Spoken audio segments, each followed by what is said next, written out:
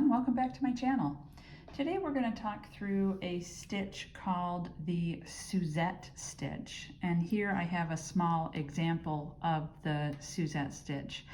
I think it's really a very beautiful stitch, has a lot of texture, it's a very interesting stitch, yet it's really easy. It gives a little bit more depth than just using a single crochet or a double crochet, yet that's all that's in here are combinations of single and double crochets. So really anybody, even the beginner, can do this stitch really easily. So let's walk through what this looks like and how to do this, and I think you'll really enjoy this. Now, like I said, it's really versatile. You can use it for pretty much anything. I think actually that would probably make a really nice baby blanket pattern, something like that. That would be pretty. But you can use it anywhere, anything. You can use any yarn, any hook. For this tutorial, I'm going to use some chunky yarn just so it's a little bit easier to see. So I've got, I think this is either a 5 or a 6 bulky yarn, and I think I'm using an 8mm hook on this, but again, use whatever yarn you'd like and whatever the corresponding hook is for that yarn. Usually you can get that right off the package of your yarn, and that's usually a good judge of, you know, what combination yarn and hook to use. So I'm just going to start with a basic slip stitch here, and the important thing for the Suzette stitch is that it has to be an odd number of stitches. So for our foundation chain, we are just going to make, let's do 15. What do I have here? 5. All right, 6, 7, 8, 9, 10, 11, 12, 13, 14, 15. Okay, so that's nice and big so that you can see this pretty easily. So just make sure you have an odd number, whatever that is, across. And first we're going to start in the second chain from the hook. So not this one here, that's 1, but this chain right here, we're going to go and do a single crochet. And in that very same chain, we're going to do a double crochet.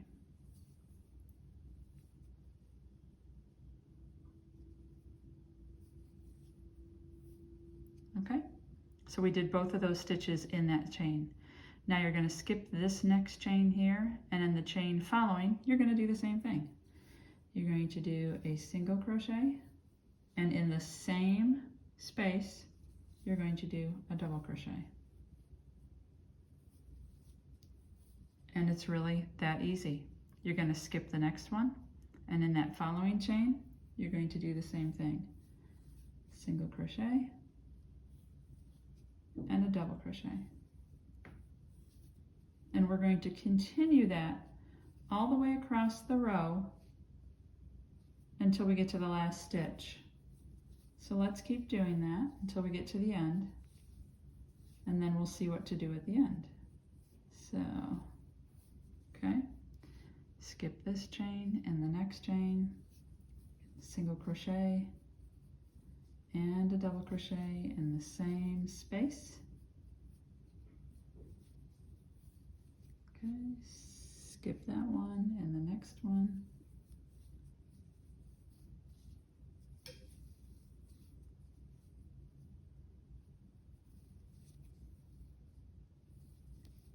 Okay, skip that and the next one. Single crochet and a double crochet. Now, if you have skipped your chains appropriately and gone all the way across, what you should end with is this last chain right here. There's no skipping, it's just the very last chain, the next one after you've done your single and double. All you want to do in that last chain is a single crochet, nothing more. So you're going to end this row with a single crochet. And let's take a look at that for a minute, and then I'll talk about the next row. Okay, so here's where you skipped and started in the second chain from the hook, and then you can see all the way across, and you have these spots where you've skipped a chain there. All right, so we ended with a single crochet. All right, now we want to do a chain one. That'll be kind of your turning chain. All right, so just chain one and turn your work. And now in that single crochet that we just made at the end, so this is that very last stitch, right? Here's where you did that last single crochet and you did your chain one. In that single crochet, you're going to want to start the pattern, okay? This will make it offset. So in here, you're going to do a single crochet and a double crochet. Oops. Okay, now just like before, you want to skip that next space, and in the space after that, which is actually the space that you skipped in that previous round. Okay, so skip that chain, and in here you want to do your single crochet and your double crochet. That's how this gets offset from the previous row. All right, once again you're going to skip this, and in that one following you're going to do your pattern, your single crochet, and in the same space your double crochet. Okay, skip the next space, in the one after that do your single crochet and your double crochet. Okay, continue this all the way across, skip, and then the next one. Hopefully I'm doing this slow enough for you all to follow along. Pretty simple. Skip, and in the next one. And as you do this, it'll become really clear where these stitches go. They'll become like second nature. Okay, skip, and in the next one, single crochet, double crochet. All right, now let's take a look. Seems like we've reached the end. Now, if you remember, we started in the second chain from the hook, and that came around. So we have this little, what I consider a little scallop at the ends, and you'll have this at the end, on each side at the ends of the rows. Do not mistake that for multiple stitches. There's not a space here and a space here. This is the side, okay? So once you do that final single crochet, double crochet in that space, there's only one space left, just that one right there, okay? Don't try to continue on and make this into part of the row. That's not part of the row. So here's your final stitch after you do that single double. There's no skipping a space, just like we did the first time. You're just going to put a single crochet in that last stitch there. And we're going to do this again, just because as we do more, it'll get a little easier to explain what I'm talking about at the end there. Sorry, I had to get me some more yarn there. Okay, so we did a single crochet just in that last one. Don't go any further.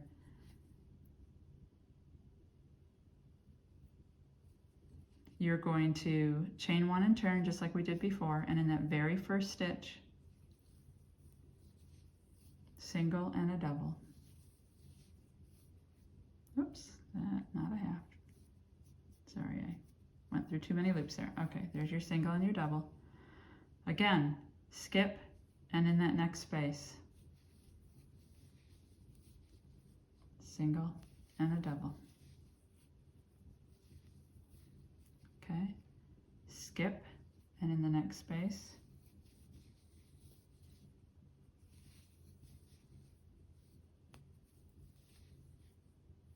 single and double, skip, next space, and we're going to do this ending part one more time just so we can make sure we're not adding stitches to the end of the row.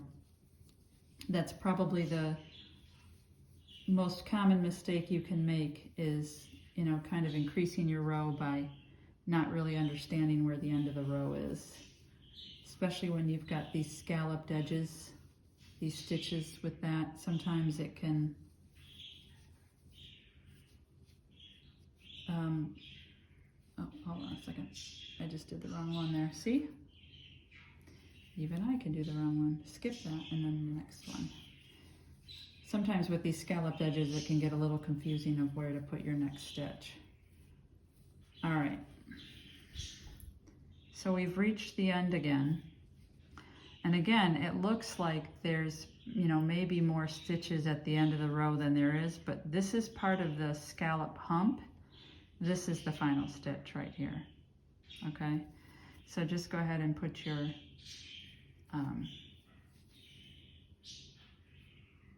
single crochet there to end. And you can see here, see that? It's actually a really pretty scallop there. We can look at this end too. We've got a couple of them on this end. See those scallops? Another reason it would be nice on a baby blanket maybe is because you'd have all these little scallop edges across the side there. That's really the whole stitch, but you can see here how that pattern is starting to emerge of stitches laying to the left, laying to the right, back and forth. It's really very pretty. Again, very simple stitches with just using single and double crochet. Easy enough for the beginner to use. The only thing is just make sure that you're keeping track of your stitches. One thing you can do is you can actually count. If you remember, we started with 15, and if you want to make sure that you're sticking with the 15 and you do your chain 1 and turn, you can just count all the stitches that you make, even if they're in the same space. So you did a single, that's 1. Your double in there is 2, right?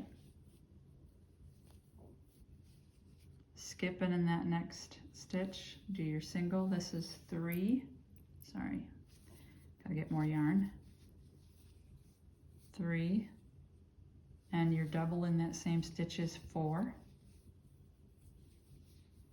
And you can do that all the way across. Skip 5, 6, skip 7, 8, skip 9, 10, skip 11, 12, skip 13, 14, and then your last stitch is here, 15. That'll keep you from going into these rounded scallop edges.